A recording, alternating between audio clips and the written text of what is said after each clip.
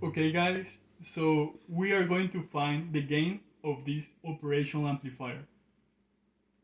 So we know that the gain is B out over B in. We have B out here and we have the input voltage here.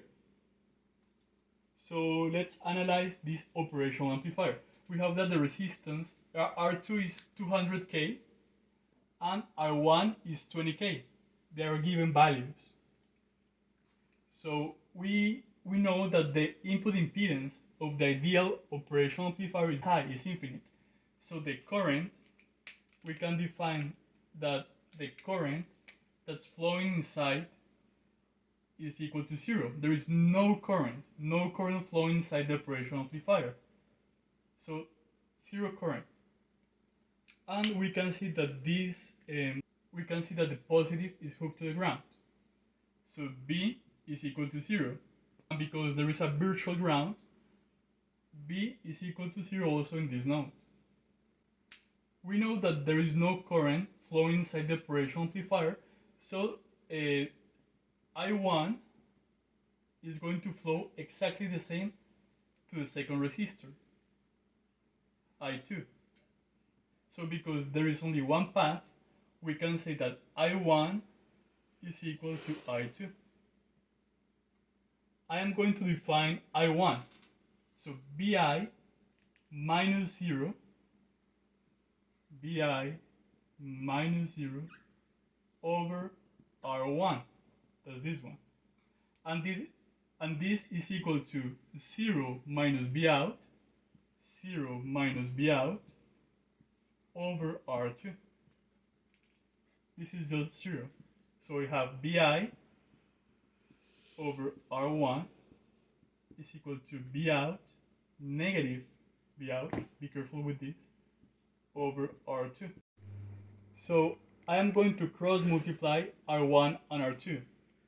I get R2 Bi is equal to negative Bo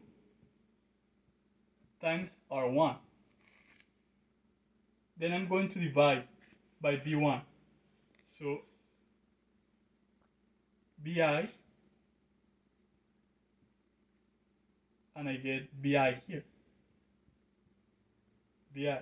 So you have R2 is equal to negative Bo R1 over Bi. Then just divide by R1 at both sides. R1. So I simplify this. And I get that R2 over R1 is equal to negative Bo over Bi.